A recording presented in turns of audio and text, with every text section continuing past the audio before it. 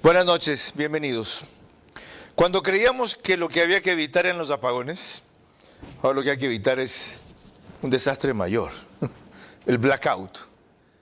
Increíble. Y lo más curioso es que el ministro encargado de Energía acepta las explicaciones que le dan. O sea, lo están cuenteando, señor ministro. Usted ya conoce mucho el sector eléctrico, pero no tanto como para darse cuenta de que están mintiendo. O están pasando a otros las culpas que ellos tienen. Falló una línea de transmisión que un fantasma le hizo fallar. ¿Quiénes controlan la línea de transmisión? ¿Qué diablos hace el SENACE? Y cuando falló la línea de transmisión, a otras dos líneas de transmisión pasó la energía, pero no respondieron. ¿Y por qué no respondieron? ¿Quién les da mantenimiento? El Espíritu Santo. Más tarde los sistemas de protección en cadena se fueron y hubo una falla en cascada. ¡Blau! ¡Qué lindo término, falla en cascada! ¿Por qué no los botan en cascada? Esa tarea de ineptos y corruptos que han tenido ahí años. No hay con quién reemplazarlos. O mal con ellos, peor sin ellos. O algo que pasa ciertamente, los nuevos no quieren venir, pero solos no van a ir, pues. Van a ir en grupo, en corporación. Le han dicho que 1% de posibilidades hay de que esto se vuelva a repetir. No les creo. Que usted les crea, lo puedo comprender. No les creo. ¿Hasta cuándo esta historia? ¿Hasta cuándo esta historia? Que en el 2004 fue la última vez que ocurrió esto, no, fue en el 90 la última vez que ocurrió una cuestión así. Bueno, es tiempo de, visto lo que sucedió esta semana, ¿ya? De lo cual se salió rápido, felizmente, en un tiempo récord, todo eso es cierto, es tiempo de que pongan en marcha con urgencia las soluciones emergentes, en vez de ponerse a buscar las más baratas que a la larga salen mucho más caras, y de que por fin lo que tanto se ha venido recitando, simplemente, tienen un reglamento sobre gas que tienen que firmar. Hay otro mecanismo para que el sector privado pueda invertir en energía eléctrica, perdón, más allá de 10 megavatios. Y puedo anunciar una cantidad de medidas. Hay que abrir a la inversión privada, pues, tanta letanía que se recita, que se necesita y que no se ejecuta. Ya, pues párenla. ¿Cómo? De eso vamos a hablar con 3 profesionales en esta materia. Cristian Quevedo, quien estuvo en distintas funciones en SELEC, en Transelectric. Diego Morales, que es máster en energías renovables. Y nos acompañará por Zoom en todo el programa Iván Rodríguez, exministro de Energía también.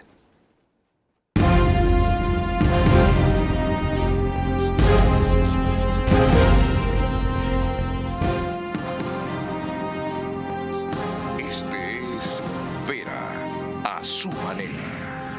Un comunicador que desde 1975 ha sacudido la televisión con formatos y estilos polémicos, sin ocultar sus simpatías ni jactarse de objetividad, pues el periodismo de opinión siempre asume una posición.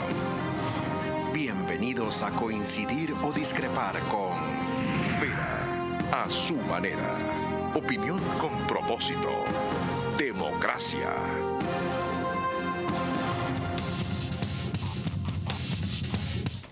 ¿Cómo impedir un desastre eléctrico? Es el tema de hoy. Les recuerdo que nos pueden seguir por Facebook y YouTube de Ver a su manera. Estamos en Stream TV Cable, canal 15, que es Vito TV o 709, si prefieren alta definición.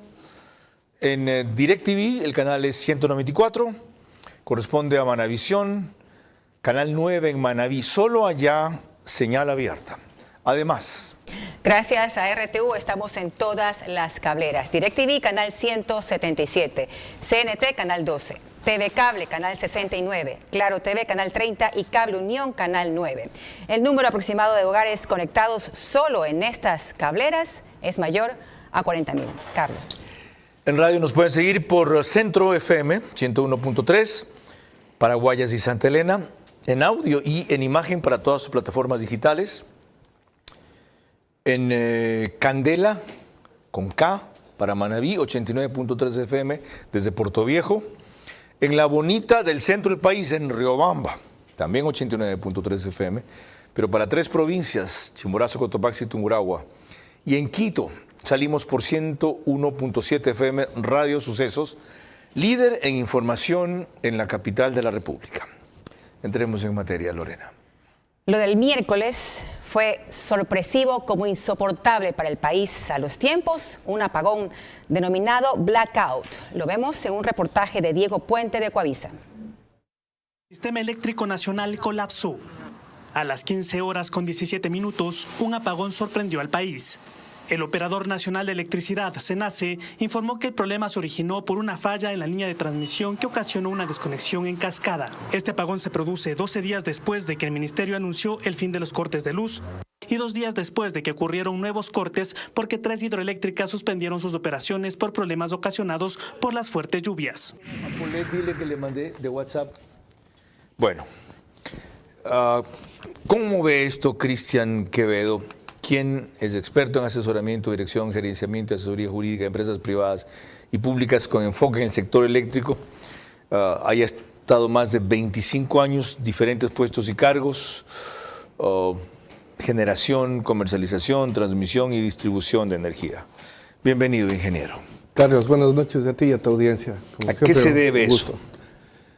Vamos a ser precisos y claros en honor al tiempo. La situación del sector eléctrico que vivimos ahora no es algo que se presenta mágicamente. Realmente esto viene desde hace muchos años atrás. ¿Cómo se ha prevenido? ¿Cómo nos han dicho? ¿Cómo nos han señalado? Sin buscar personas culpables o algo. Pero ya sabíamos que esta crisis se iba a presentar. ¿Sabíamos? Por supuesto. ¿Quiénes sabían eso? Todas las personas que estamos leyendo un periódico, que vemos una televisión, que hemos estado en el sector eléctrico, conocíamos que si se venía una época de estiaje, si se venía una época en la cual íbamos a vivir situaciones que se están presentando hoy, podían ser prevenidas. ¿Esas prevenidas cómo?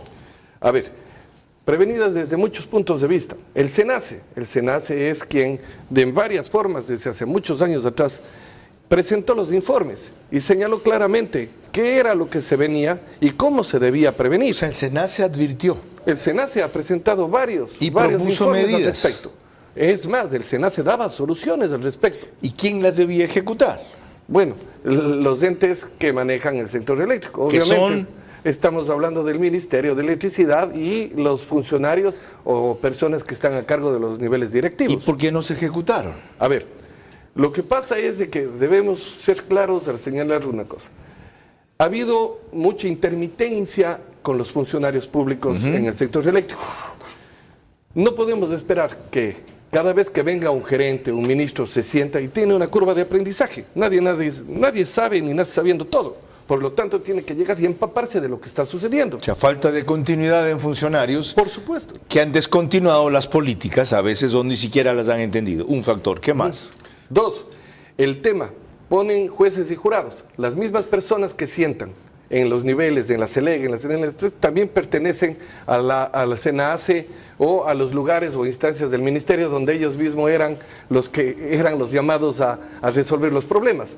¿Cómo vamos a esperar que alguien que manejó la CELEG y después se va al SENACE y él mismo no fue preventivo o no fueron preventivos en general, pueda tomar soluciones y él mismo echarse al pico? Para que la gente entienda, ¿qué función cumple CELEG y qué función cumple SENACE? A ver, vamos a hablar. CELEG es la empresa que maneja la generación del país. Bueno, hay algunas generadoras que todavía no se unificaron a la CELEG. Por ejemplo, el Egaustro es una generadora pequeña de Cuenca que tiene capital accionario del Estado, de los gobiernos provinciales y por lo tanto no ha podido sumarse a la CELEG. La CENEL, en cambio, es una de las comercializadoras más grandes.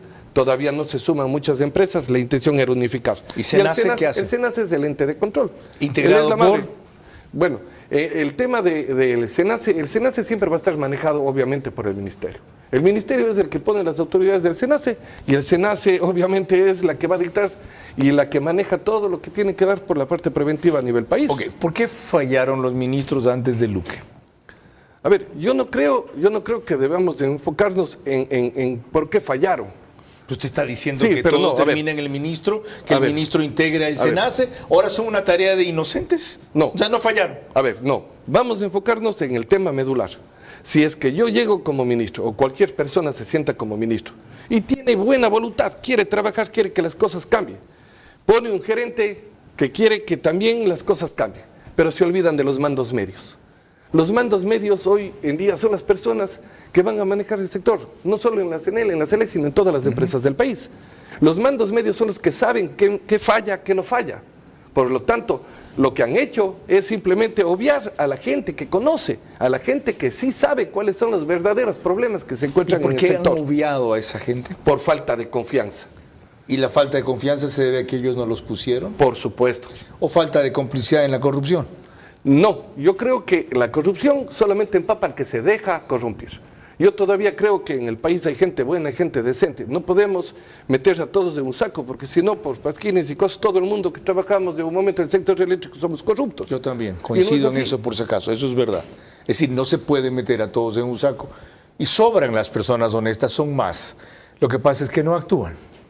Aquí nos quejamos de que los malos participan, el problema es que los buenos no intervienen. Ok, esa es su macrovisión sobre el sector eléctrico. Ahora vamos a entrar en particularidades. Lorena. Al poco tiempo de ocurrido el apagón, el ministro Roberto Luque tuvo esta primera explicación. ¿Qué es lo que ha ocurrido? En la línea de transmisión Milagro-Soray, donde se estaban transmitiendo alrededor de 257 megavatios, es una línea de 230 kilovoltios, hubo una falla. Eso fue lo último que pudieron percatar los técnicos de la SENACE. Luego de esa falla, lo que suele ocurrir es que esa energía se empieza a transmitir por otras líneas. Y algunas de esas líneas fallaron y después empezaron a fallar los sistemas de protección de ciertas plantas generadoras. Y una vez que fallaron ciertas plantas generadoras y dejaron de generar energía, una vez que la generación era menor que la demanda, todo el sistema empezó a colapsar en una cadena de eventos. Y eso es lo que le conocen los técnicos como el blackout. Es importante decir que el evento que ocurrió hoy es una muestra más de que el sistema energético está en crisis. Y acabamos de oír por qué hizo crisis el sistema energético. Algunas explicaciones técnicas. En una línea que es para 237 kilovoltios, ¿se pueden cargar 257 megavoltios? Bueno, en el tema técnico precisamente no es mi expertise, pero es obvio de que siempre hay un margen, siempre existe un margen que se puede tolerar. Además, no es de que simplemente una subestación está solamente a expensas de que una baja pueda causarle un daño tan fuerte. Para eso hay alertas. Para eso se tiene, que el SENACE siempre está atento y ellos les dice a cada lugar qué pasa, qué va a pasar. Ok, permítame ir a quienes Sí. han estado frente al sector. Ingeniero Iván Rodríguez, gracias por acompañarnos. Tenía previsto esto más adelante, Pedro, pero no creo que haya problema en que lo incluyamos ahora porque quiero partir, ¿sí? ¿Puedo? Ya, quiero partir con esta pregunta para él. Es decir, el problema se origina, de lo que entiendo en esta descripción, es primera vez que oigo hablar de kilovoltios yo de paso. Se origina en que se sobrecargó una línea más allá de su capacidad, una línea que resistía 237 kilovoltios, se le cargó 257 megavoltios. Bienvenido, ingeniero.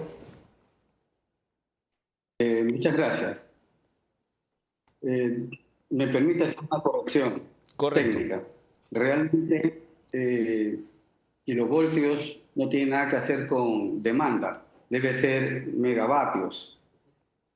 Ok, es decir, el ministro debió haber dicho que a una línea de 237 megavatios se le cargaron 257 y más, ¿correcto?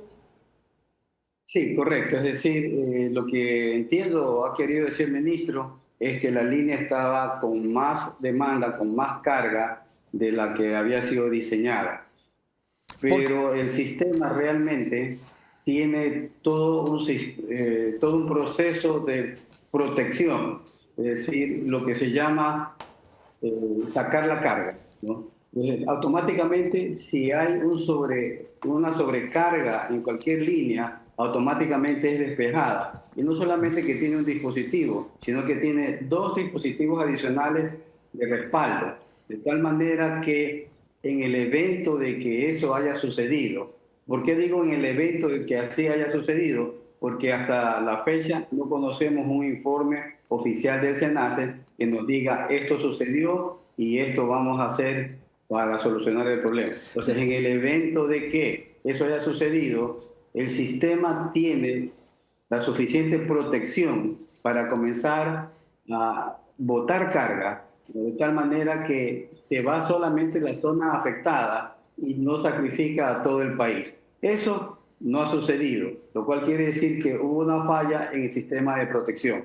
Y eso hay que analizar. Y si me permite un comentario adicional. Claro. Cuando existe este tipo de fallas, pues nosotros los ingenieros eléctricos apasionados del tema, conversamos, nos llamamos y preguntamos cuál es la historia de este tema. Inicialmente yo hice el comentario también de que esto no sucedía por lo menos 30 años.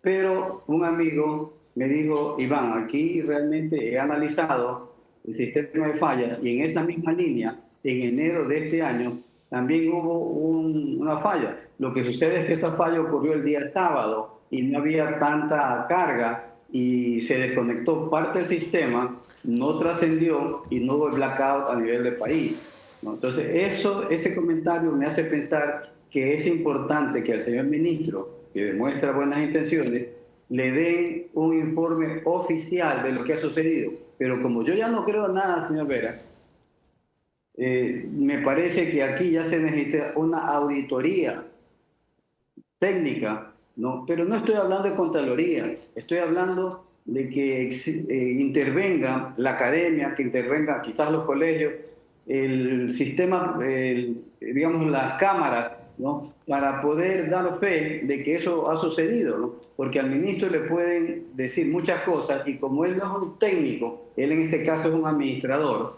¿no? Él tiene que creer pues si el informe es bonito, ¿no? O sea, si le hablan bonito al ministro, él va a creer. Ya, y esta mañana dije en el debate de Centro Digital, lo están cuenteando, señor ministro. Y lo que usted acaba de describir lo corrobora, aunque no en esas palabras. Es muy grave que en enero ya haya existido una falla en esa misma línea, como ocurrió en sábado, no produjo el descalabro, y habiendo sido prevenidos con la falla o por la falla, se haya repetido. Obviamente no hubo precaución, mantenimiento, mejora, rectificación, lo que sea. No hay que ser genio para llegar a esa conclusión. ¿De quién? Es otra cosa. Veamos un elemento más antes de volver con Iván Rodríguez y con Cristian Quevedo. Lorena. El mismo ministro Roberto Luque, encargado de energía, aunque es titular de transporte, añadió otros elementos a su explicación. La crisis energética tiene varias aristas y una de las aristas es la que nos ocurrió en abril. Hoy nos está ocurriendo un problema en transmisión en donde también hace falta mucha inversión. Ya personal técnico de SELEC, así como personal de las Fuerzas Armadas, han ido a la línea de transmisión de Milagros Oray a investigar qué pudo haber ocurrido y ver evidencias físicas de los daños. Cuando yo hice la misma pregunta que usted a los técnicos de si esto puede volver a pasar, la respuesta fue muy poco probable. Y como a mí me gustan los números, le pregunté los números y me dieron menor a 1%. Y enseguida le pedí la renuncia si es que llegan a fallar en eso. Eso fue lo que yo refería al principio. Ahora, ahí me llama la atención una cosa, ingeniero Iván Rodríguez. Las Fuerzas Armadas y un grupo autónomo fue a ver evidencias de qué es lo que había pasado. ¿Se pueden encontrar evidencias cuando hay una falla así, una línea? ¿Qué pasa? ¿Se rompen los cables? ¿Se chamusca algo? ¿Se cae una torre? ¿Hay un detector que queda registrado lo que pasó? ¿Qué evidencias podían hallar?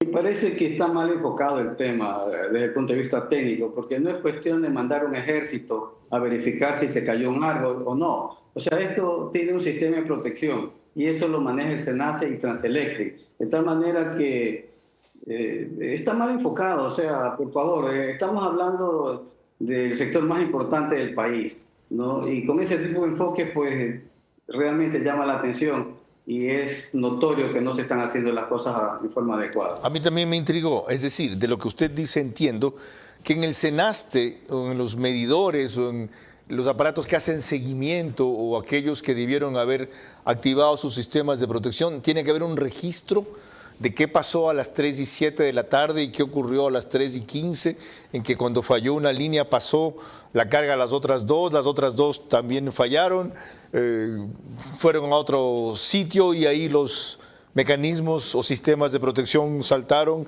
y todo falló y luego vino la cascada de la que hablamos. Debe haber un registro, en alguna parte hay una medición de eso. Sí, el SENACE tiene la radiografía de todo lo que está sucediendo. ¿no? Y en este caso, si es una línea de transmisión, Transelectric también. Entonces, en el evento de que el SENACE y Transelectric no se pongan de acuerdo, pues vamos a tener problemas. Pero si hay una falla en alguna línea porque se cayó una avioneta, por decir algo, ¿no? Ese es un problema que debe ser solucionado con los mecanismos de protección que tiene el sistema. Entonces, si la avioneta cayó, como creo que sucedió en el mes de enero, se va a ese tramo, pero nada más. El resto del sistema eléctrico tiene que seguir operando, porque los mecanismos de protección lo que hacen es separar el tramo que ha sido dañado. Y si el ejército va y encuentra la avioneta con heridos, sin heridos, ¿no? Ese es el análisis de ese tramo, pero no es que físicamente. Imagínense que por cada daño en el sistema eléctrico haya que viajar en avioneta o en avión o en helicóptero. Eso como que no tiene sentido. Ok. ¿Cómo ve usted esta primera fase que hemos analizado, ingeniero Cristian Quevedo? A ver, lo que hace ver el señor exministro es correcto. El SENACE tiene que emitir claramente su pronunciamiento. ¿Qué pasó? Ellos saben qué pasó. En el momento si eso nos autoinculpa. No solo que tiene que hacerlo, es un derecho para el pueblo, para todos, que se sepa qué pasó. Ahora, nadie va a decir que quisieron ellos de que se vaya la luz. O sea, nadie estamos buscando eso. Pero sí necesitamos saber qué pasó para prevenir. Si no sabemos cuál fue la realidad y qué pasó, ¿cómo vamos a prevenir un hecho de esta naturaleza nuevamente en el país? ¿Coincide entonces en la propuesta que hace Iván Rodríguez de que un sector de la academia y técnicos independientes especializados sean los que hagan una auditoría de esto, aclarando que no es un tema de Contraloría? No, no solo eso. Estoy totalmente de acuerdo, pero yo voy a agregar algo. No solo necesitamos, los cuerpos colegiados existen por algo. Los politécnicos existen por algo. ¿Dónde están las canas? ¿Dónde están las personas con experiencia que son las que han mantenido el sistema eléctrico del país? No quiere decir de que ahora seamos desechables los que algo hemos conocido y simplemente se reemplacen por gente que piensan o creen que porque han ido a estudiar un curso pueden venir a manejar el sector eléctrico. Las canas valen y por eso hay que hacer caso a las personas que ya han vivido eso para que podamos tomar los asuntos correctivos. Hay algunas de las conclusiones preliminares. Lorena. Cuando volvamos, lo que la presidenta del Colegio de Ingenieros Eléctricos y Electrónicos, Catherine Pasos, dijo esta mañana en el medio Ecuavisa. Lo único bueno de caer tan bajo en el servicio eléctrico era que solo nos quedaba subir. Ahora resulta que aún podemos estar peor. Tiempo de las mejores salidas, aunque parezcan las más caras. Más nos costará la inestabilidad eléctrica. ¿Saben quién es responsable de los sistemas informáticos del SENACE? Uquillas. Gonzalo Uquillas. Hoy lo jubilaron. Más tarde van a ver la comunicación. Hoy lo jubilaron. Tuvo que pasar todo esto para que se vaya un sujeto que ha sido nefasto en este asunto, como lo he advertido con pelos y señales y datos y sustentos hace rato. El reprise del programa es por OnePlus, canal 14, el mismo número, en las 3 cableras que lo reproducen, Stream TV Cable, Claro TV, CNT, solo que 48 horas después y a las 6 de la mañana tiene 100.000 vistas por mes, más o menos 4.000 diarias cuando va a su reproducción. El periódico digital Ecuador en Vivo sube un resumen a su portal de noticias y portada principal apenas concluye. Y en el Oriente nos siguen por Nina Radio 104.7 FM desde Puyo. Eso sí, el reprise ahí es al día siguiente, pero 13 horas. Lorena.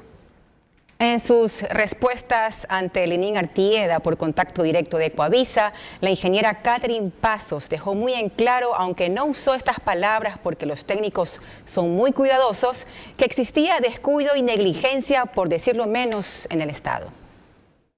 El sistema de protección funcionó en la línea Soray Milagro. A las 15:08 salió un circuito, presentó la falla en el circuito 1 y 2 minutos y se activa la protección. Y en el circuito 2, 2 minutos después, 15:10, y se activa la protección. La línea quedó aislada. Si es que la falla se estaba pasando en cadena, debería de haberse el funcionamiento debería haberse aislado ya sectores para no quedar de manera total. El sistema de protección sistemática lo maneja el SENACE. SENACE debería dar respuestas, el director del SENACE debería de dar respuestas pues al ministro para que seamos más transparentes en lo que sucedió. Como ven, los técnicos que saben coinciden. Catherine Pasos dice, en otras palabras, dijo esta mañana en Ecuador, dice una cosa parecida a la que acaban de escucharle aquí a Iván Rodríguez, e indirectamente ha sostenido Cristian Quevedo. Ahora, hay quienes piensan que aquí tuvo que haber ocurrido un error humano. Un funcionario de SELEC estima que alguien en SENACE se equivocó, que debieron haber cortado carga, dejar que se corte, dice. Yo repito técnicamente la descripción porque no entiendo a veces la materia, no solo que no la conozco, no la entiendo. Que debieron haber cortado carga, dejar que se corte en Guayaquil cuando fallaron 2 líneas de transmisión de 250 megavatios. Y la carga se canalizó en exceso por las otras 2 líneas de 250 megavatios. Esto causó un bajón súbito de voltaje que disparó las protecciones de las generadoras y se armó el despelote en todo el sistema. ¿Quién lo hizo? Habría que ver quiénes estaban en el centro de mando a esa hora. ¿Es posible llegar en el SENACE a una investigación hasta ese detalle? No solo que es posible, se la debería hacer. Es decir, se puede pedir una comisión de expertos que vayan, que analice. Si no confiamos en el SENACE, si no confiamos, el ministro tranquilamente lo puede hacer. Y el ministro va a delegar a gente proba, que tal vez le dé los resultados que no sean los que acabamos de decir, exfuncionarios del SENACE. Pero estamos y seguimos ahondando en el problema. El problema ya se dio, ya sabemos que se puede volver a repetir. Entonces, ¿qué vamos a hacer a futuro para que no nos vuelva a pasar? Eso es lo que necesitamos. En eso vamos a entrar enseguida y vamos a incorporar a Diego Morales, quien es un máster en energías renovables. Antes, ingeniero Iván Rodríguez, de vuelta con usted. La descripción que acabo de transmitir, que me hizo un conocedor de la materia, primero, ¿es factible sí o no? Y segundo, no es que yo busque cabezas de turcos, no es que qué ganamos situando si hay un culpable, sino que los aparatos no funcionan solos, pues alguien los activa, los controla, los monitorea, y ahora resulta que le vamos a quitar la responsabilidad a los directores, controladores técnicos del sistema, sea por negligencia, y no lo descarten. Nada es imposible en este país, ya con el narcotráfico, con el poder que tiene, con el periodo electoral en que estamos ahora, con la urgencia que tienen por tumbar al gobierno, no lo descarten, que alguien haya querido ejercer un sabotaje. Entonces, ¿se puede rastrear esto? Sí, absolutamente. En este tipo de eventos, siempre debe haber una persona que está a cargo de tomar las decisiones, más allá de que esto esté completamente automatizado. Pero sí, la situación se da en el sentido de que falla algún tipo de control. Debe haber una persona que tome las decisiones y diga, corta carga, no, conecta esto. Pero ya le digo, todo está automatizado, de tal manera que, contestando la pregunta, sí es posible rastrear qué sucedió. Puede haber sido una falla humana, de hecho hubo alguna falla tecnológica, ¿no? Y ojalá no pase de ahí. Ok, cuando volvamos, lo que proponía justamente el ingeniero Cristian Quevedo, ya, ¿qué hacemos a futuro? Antes, una cuestión adicional, Lorena. Como es usual, algunos de los técnicos responsables del apagón salieron a decir que no saben lo que ocurrió porque se había hecho lo correcto. El gerente de SELEC, Fabián Calero, fue uno de esos en el medio Ecuador TV, cuando recordó que el SENACE tenía todo planificado. El SENACE es quien opera y controla y va monitoreando el sistema eléctrico. Él dice, ahorita estamos consumiendo tanto, prendan todas estas centrales de generación, en esta hora estamos consumiendo tanto, entonces él es quien opera el sistema, entonces es quien emite las alertas y eso está programado. Lo pueden revisar en el plan bianual operativo del SENACE, ahí está en qué fecha se realiza cada mantenimiento en las centrales de generación. Todo converge en el SENACE. ¿Por qué no estamos en las páginas amarillas? ¿Por qué no estamos en las páginas amarillas? ¿Por qué no estamos en las páginas amarillas? Lavamanos, tarea de angelitos, nadie es culpable. El SENACE. ¿Quiénes integran el SENACE? ¿Quién preside el director del SENACE? ¿Quién lo nomina? El ministro de Energía. Es decir, apuntan a que finalmente Roberto Luque tiene la culpa. Están locos. ¿No se da cuenta, señor ministro, de lo que quieren hacer? Y este señor fue, cuando usted me preguntó aquí, deme nombres, fue uno de los que mencioné. Yo sí, di nombres. ¿Y sabe qué? Era el acólito de Unquillas, que hoy día se ha jubilado. Pero para ustedes es confiable, no hay ningún problema. ¿Ustedes creen que los técnicos son tan profesionales que lo que respondían mal eran las cabezas y cambian las cabezas, que ahora son ustedes y funcionan bien? Sigan creyendo y si van a ver si terminan el periodo. Lorena. Cuando volvamos, otras irregularidades sobre la inestabilidad y fragilidad del sector eléctrico. Lo único bueno de caer tan bajo en el servicio eléctrico era que solo nos quedaba subir. Ahora resulta que aún podemos estar peor. Tiempo de las mejores salidas, aunque parezcan las más caras. Más nos costará la inestabilidad eléctrica.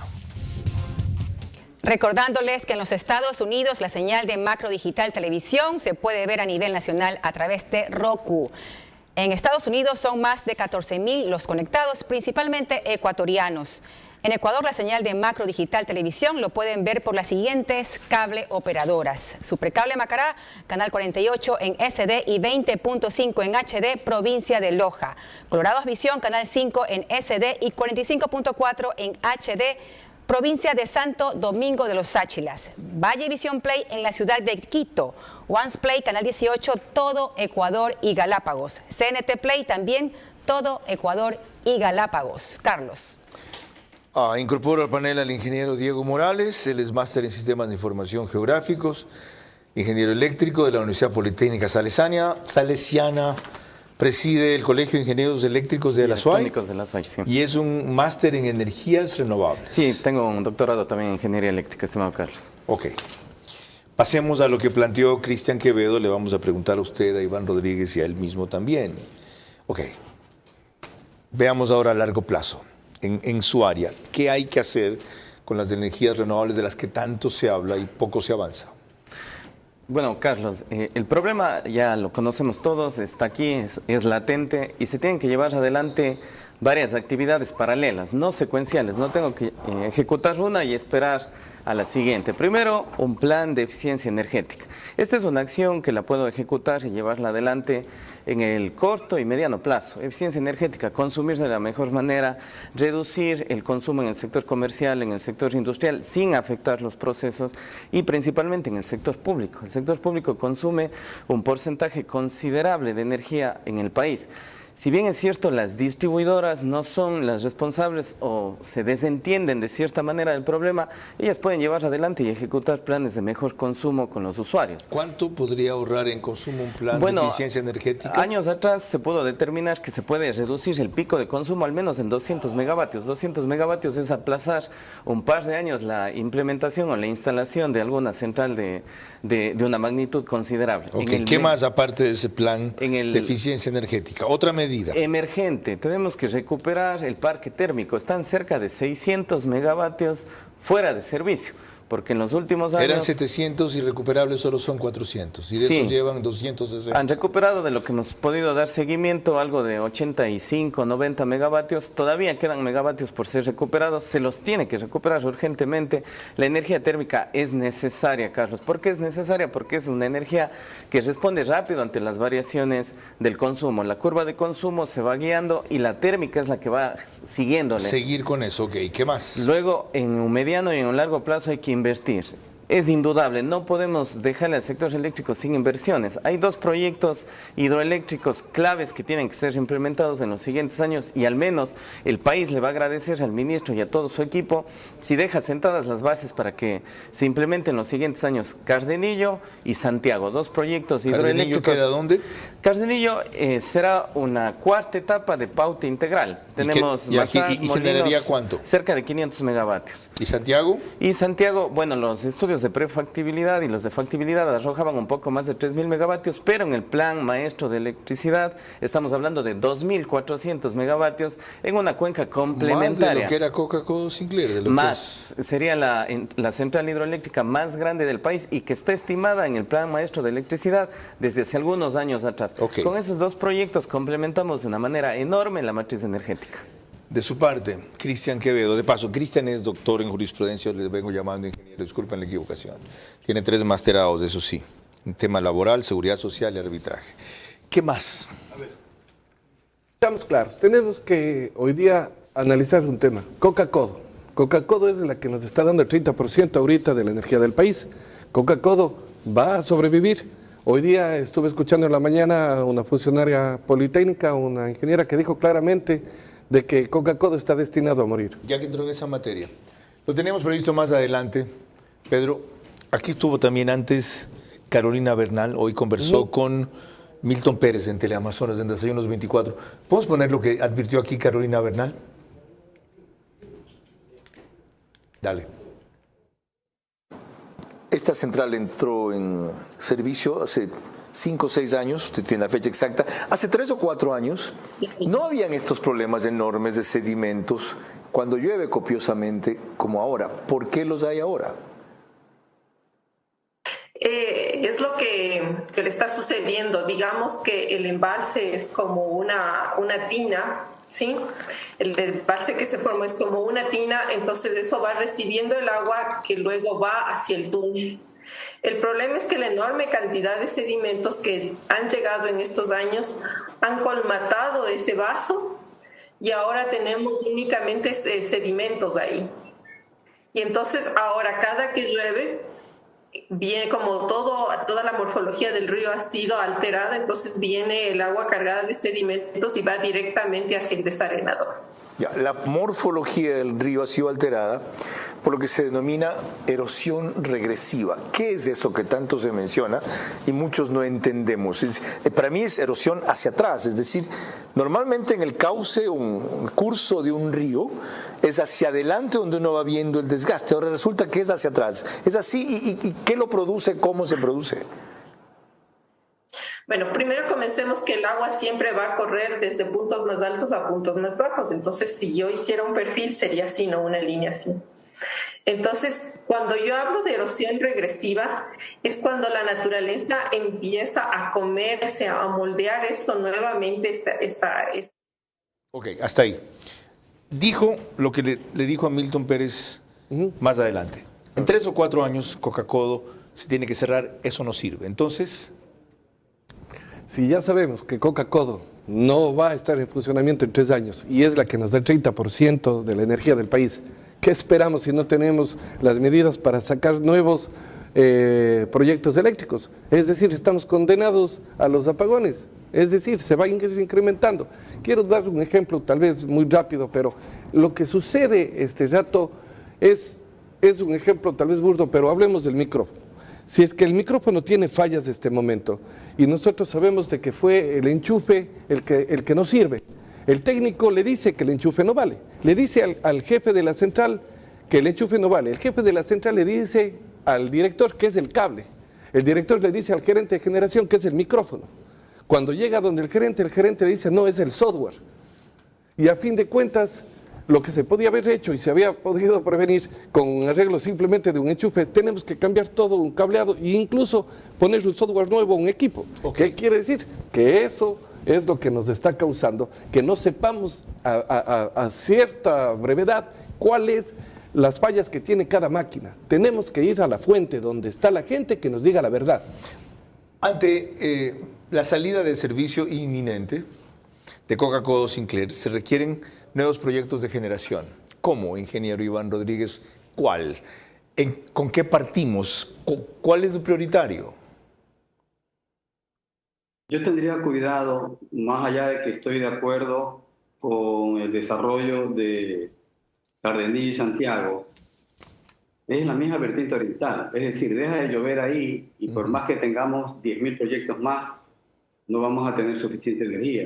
De tal manera que, como hemos conversado en alguna otra ocasión, creo importante el desarrollo de proyectos en la vertiente occidental en primer lugar. En segundo lugar, tenga presente que aquí en Guayaquil nosotros retomamos la energía en 3 horas, allí en Quito en 1 hora y media, lo cual quiere decir que si nosotros tuviéramos plantas térmicas que funcionen con gas natural, es decir, que se enciendan rápidamente, hubiéramos tenido energía mucho más rápido.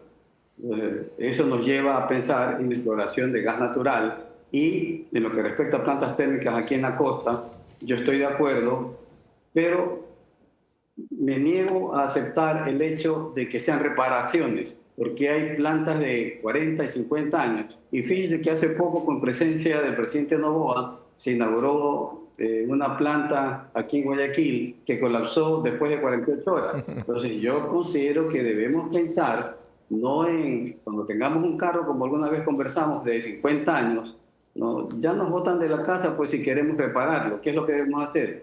Conseguir el financiamiento necesario para tener un carro nuevo. Estamos hablando de 500 megavatios, con preferencia que funcionen con diésel o gas natural, que es lo que debemos pensar. Quizás un par de comentarios rapidito. El problema del sector es la politización, es el nombramiento de personas que obedecen a compromisos políticos. Eso no es patrimonio de este gobierno, sucede en todos los gobiernos, pero de alguna manera deberíamos tener un poco de cuidado en las personas a que nombramos. En lo que respecta al plan de eficiencia energética, yo estoy de acuerdo, pero siempre y cuando la reglamentación sea la adecuada. Conozco que hay un reglamento de eficiencia energética que fue elaborado por un consultor mexicano que no conoce la realidad, que no conoce que Quito y Guayaquil somos dos países diferentes y que nuestros consumos son diferentes. Entonces, estoy completamente de acuerdo con el plan de eficiencia energética, pero el reglamento debe ser adecuado a la realidad nuestra. Bien, gracias. Y la normativa legal que permita a la empresa privada financiar. No es hacer alianzas estratégicas, sino financiar los proyectos de generación. Oportunas advertencias. Ojalá sean tomadas en cuenta. Ojalá en medio de la emergencia y la urgencia se dé un tiempito de frenar, analizar, pensar, oír y atender. Lorena. Cuando volvamos, más opinión y análisis con nuestros panelistas invitados sobre cómo impedir un desastre eléctrico. Lo único bueno de caer tan bajo en el servicio eléctrico era que solo nos quedaba subir. Ahora resulta que aún podemos estar peor. Tiempo de las mejores salidas, aunque parezcan las más caras. Más nos costará la inestabilidad eléctrica. Una idea final de mis dos invitados en el set, con mi agradecimiento por todo su aporte, Iván Rodríguez, el ministro de Energía. El máster en energías renovables. ¿Qué nos puede decir de cuándo empiezan a incorporarse para hacer un aporte significativo y no lo que son hasta ahora, nada más que simbólico? Bueno, llevamos un retraso de alrededor de 6-7 años de incumplimiento del Plan Maestro de Electricidad, en donde se indica que tenemos que integrar energía fotovoltaica, energía eólica, el tema de ciclo combinado y, por supuesto, nuevos proyectos hidroeléctricos, que también es considerada energía renovable. Urgentemente tenemos que retomar todos estos proyectos.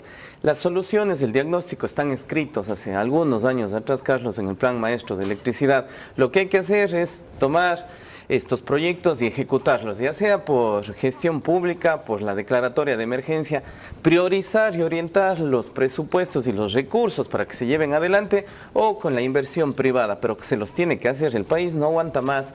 Hay que tomar en cuenta que el consumo o la demanda, como se la denomina, todos los años crece. Entonces la generación no puede ser que se haya estancado y, en el peor de los casos, lo que le está pasando al Ecuador, se encuentre en un descenso. Así es, 500 megavatios al año aproximadamente es el incremento de la demanda en el consumo. Ahora, doctor Cristian Quevedo, hablábamos en el receso de que se precisa desde afuera una visión distinta. ¿En qué sentido y de quiénes? Todo el mundo está desgastado ahora en el sector eléctrico. Si el uno es bueno, el otro es malo, pero al final de cuentas todo el mundo termina echándole lodo o haciéndole daño al que sigue. No hay continuismo. Cuando alguien quiere aprender y quiere hacer, sale y viene otro. Creo que es el momento, y yo estoy seguro que el ministro Luque va a tomar las herramientas necesarias para ver ya una consultora extranjera. Alguien que venga y desde una perspectiva sana, nueva, que no tenga compromisos, que no esté casado con las mafias de antes, que esas personas o esos funcionarios nuevos vengan como los salvadores. No quiero decir que nosotros no seamos capaces, sino lamentablemente hemos demostrado que no lo podemos hacer. Pero si es que vienen ellos nos van a dar una visión y van a decir qué está bien, qué está mal y hacia dónde vamos. O de repente ratificar lo que muchos técnicos de aquí dicen, pero con el aval de una opinión externa, porque como dice el doctor Cristian Quevedo, están quemados, o identificados, o mal vistos, o calumniados, o envidiados, por distintas razones, neutralizados. Tomen en cuenta esto. ¿ya? Que este es el tiempo ideal para hacerlo. Es decir, hay que andar por el un andarivel y por el otro también, caminar y masticar chicle al mismo tiempo. Lorena. Cuando volvamos, mis 3 preguntas para cada uno de nuestros invitados que deben ser respondidas únicamente en términos de sí o no. Sus reflexiones finales y el comentario de cierre de Carlos Vera. Lo único bueno de caer tan bajo en el servicio eléctrico era que solo nos quedaba subir. Ahora resulta que aún podemos estar peor. Tiempo de las mejores salidas, aunque parezcan las más caras. Más nos costará la inestabilidad eléctrica. Concluimos con lo mejor del programa, que es el rito final de nuestras presentadoras. Lorena. Le recuerdo a nuestros invitados que sus respuestas exclusivamente en términos de sí o no. Vamos con el ingeniero Diego Morales. Número 1. Las energías renovables de las que tanto se hablan tienen ya un camino legal para implementarse, ¿sí o no? Sí. Número 2. ¿Son los importadores de diésel o empresarios de combustibles fósiles quienes básicamente se oponen a las energías no renovables, sí o no? No. Número 3. ¿Cabe alentar tanto energías renovables si los primeros proyectos que ya se conocen venderían el kilovatio hora a precio muy superior a lo que actualmente se cobra, especialmente residenciables, sí o no? Sí. Gracias. Doctor Cristian Quevedo, número 1. ¿Usted volvería al sector eléctrico después de la primera experiencia que tuvo, sí o no? Sí. 2. ¿La corrupción en el sector eléctrico es imposible de erradicar, sí o no? No. 3 y última. ¿No hay expertos en el sector eléctrico sin algún tipo de conflicto de interés o sesgo, sí o no? No. Gracias, doctor. Su comentario o reflexión final, ingeniero Diego Morales. Necesitamos trabajar urgentemente para recuperar el sector. El camino está escrito, las medidas se las puede ejecutar. El SENACE, que es el Centro Nacional de Control de la Energía, tiene un sistema automatizado que nos puede dar todos los logs, todos los reportes y todos los movimientos del sector eléctrico. Lo que necesitamos es una auditoría externa, ya sea de colegios profesionales, de ingenieros eléctricos y electrónicos, de la academia o un equipo en conjunto. Es momento de que recuperemos al sector eléctrico y se lo puede hacer el personal capacitado y técnico existe en el país, y concuerdo con lo que se ha venido hablando durante esta jornada. Existen profesionales totalmente valiosos, honestos y transparentes. Doctor Quevedo. Señor ministro, escuche a los trabajadores eléctricos. Siempre la gente los que están en el día a día son los que saben la realidad del sector, no necesariamente los PhDs o los técnicos que figuran y que siempre quieren jalar agua para su propio molino. Los trabajadores saben qué tiene que hacerse, cómo hacerse y dónde hacerse. Señores, muchas gracias por su presencia, y al ingeniero Iván Rodríguez, ministro de Energía, por su aporte desde Exteriores. El panorama está hoy más claro. Ya saben ustedes que esto pudo haberse evitado, que pudo haberse detectado, que debió haber existido mantenimiento, monitoreo, y que deben haber registros ahora, según lo último que acaba de decir Diego Morales, en el SENACE, trazabilidad, como dirían en otras áreas, en donde quede constancia de qué diablos pasó, a qué horas pasó, de quién era la responsabilidad, si alguien se equivocó, por qué se equivocó, para que la próxima vez no nos vengan a tratar como idiotas, diciéndonos que falló la línea, que fallaron los sistemas de protección. ¿Y los que lo instalan? ¿Y los que los controlan? ¿Y los que los monitorean? ¿Y los que los operan? ¿Y los que deciden la carga o la descarga, más allá de lo automatizado, etcétera?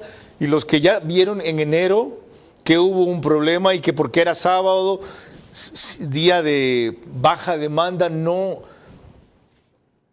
tuvo el país entero un blackout? ¿Saben qué? Ya párela, ¿ok? Ya párela. Roberto Luque está advertido, ya sabe en qué nido de alacranes está, y tiene muy claro que lo que quieren es abatirlo, no apoyarlo. ¿Más lecciones que las de ahora? No, señor ministro, porque las consecuencias las pagamos nosotros. Usted, voz velada, transporte, van a poner un titular en energía y el resto jodido. Lorena. El domingo a las 22 horas estaremos con el presidente de la Corte Nacional de Justicia, José Swing. Hasta entonces, y que tengan un descanso reparador. Buenas noches.